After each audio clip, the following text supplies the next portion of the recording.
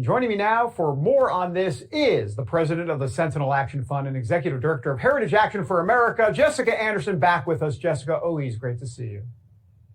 Great to be here. Thanks for having me. Well, before we begin, I want to be very clear about something. If the GOP wins control of the House, it's not going to even matter if Democrats change the filibuster rule, all right? Because the House, obviously, presumably under GOP control, wouldn't vote for any of this wild radical stuff. But how do you see the state of play right now overall in the Senate?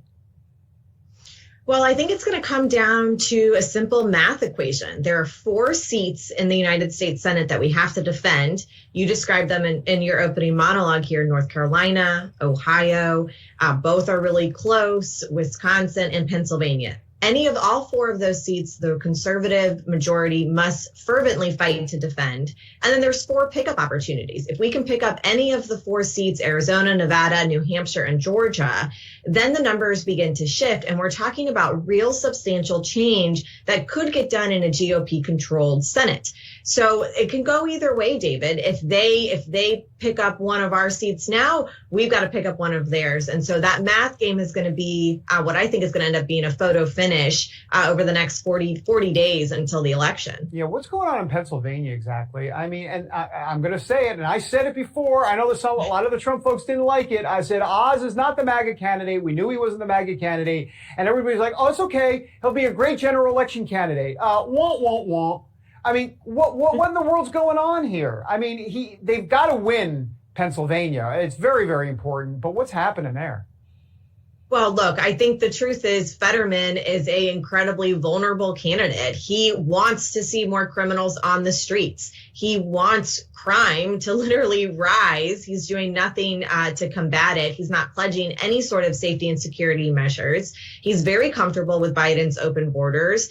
He doesn't have a plan to fight inflation. He doesn't have a plan to cut spending or decrease gas prices. And so Dr. Oz has a very clear, I think, pathway ahead to talk about the issues that matter most to Pennsylvanians. And guess what? The good thing is, David, is that the same people that are sitting around the kitchen table wondering how they're going to pay their bills are the same parents that are wondering where they're going to send their kids to school so that they're not indoctrinated by CRT. So all of these issues actually build upon each other. And that's why everyone from Dr. Oz to J.D. Vance to Blake Masters, every single one of these candidates on the trail needs to articulate a clear commitment to America to turn this country around. Jessica, and you're a straight shooter, but so I agree with you on all that. So then the question is, why in the world is Fetterman even in the game? We haven't even gone to his speaking ability at this point in terms of what I just showed. I mean, what in the world? I mean, so he wears a hoodie and he's kind of cool. He's not cool, by the way, but like, what's the appeal? I mean, he's got issues with the minority community as well, trying to get the suburbs the inner city in Philadelphia and Pittsburgh out. But why is he even in the game? I don't even seriously, I don't understand it. I don't get it. You know, people make those decisions. He probably thinks he sees an opening. I think he's wrong. Dr. Oz has every single tool available to win that race, and keeping Pennsylvania firmly in the GOP column is really important when we look at the Senate majority. And so one would have hoped that Fetterman would have realized that his time is better spent elsewhere than running for the United States Senate. It's still not too late to do that, Mr. Fetterman. Feel free to back out at any time. Let me ask about Ohio and North Carolina, 2 states that we really didn't talk much about in the monologue. What's the percentages there as it relates to what you think the better? How do I say this? So who do you think is going to win? Do you think the Republicans will? Well, you think they'll keep probably Ohio and North Carolina, but which is the tougher one to get, or which one is the easier one to get? I don't. How do you want to put it? Yeah, they're both actually really close races. Every poll that I've seen has Ted Budd up +1, +2. J.D. Vance looks like he's up +1 right now in Ohio. They're both going to be photo finishes. But what's really interesting in North Carolina is you have Ted Budd, who has a very clear record when he was a member of Congress in the North Carolina House representing the North Carolina delegation. So he's got a whole series of votes to lean back on to show how he would govern as a senator in North Carolina. He's on the trail every single day talking to voters about the things that matter to them, and he's not shying away from any issue at all. So I'm really encouraged about that race. I think there's a ton of potential for Budd to get across the finish line. And the same thing can be said about J.D. Vance. You know, he is a non-traditional candidate in Ohio in that he didn't have lower office.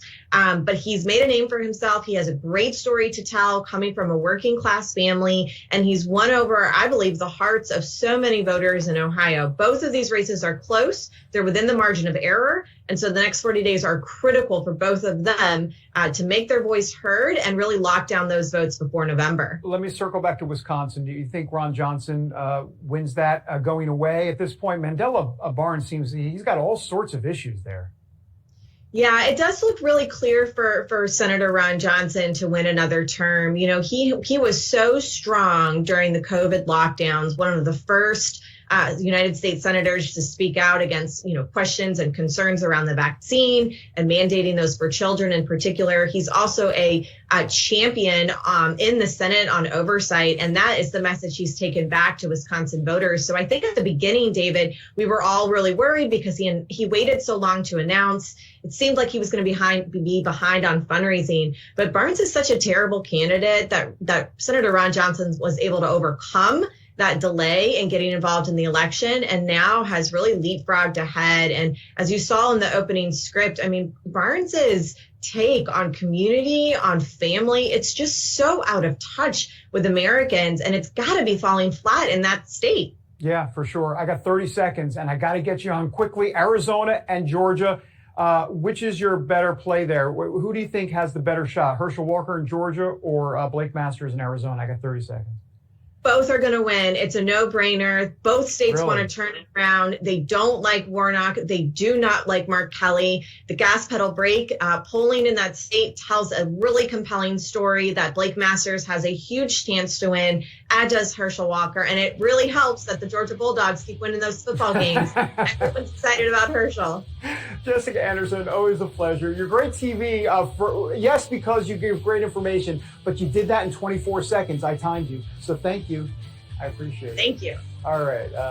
Jessica Anderson with Heritage Action. They're all in action for sure, and he's very, very busy midterms.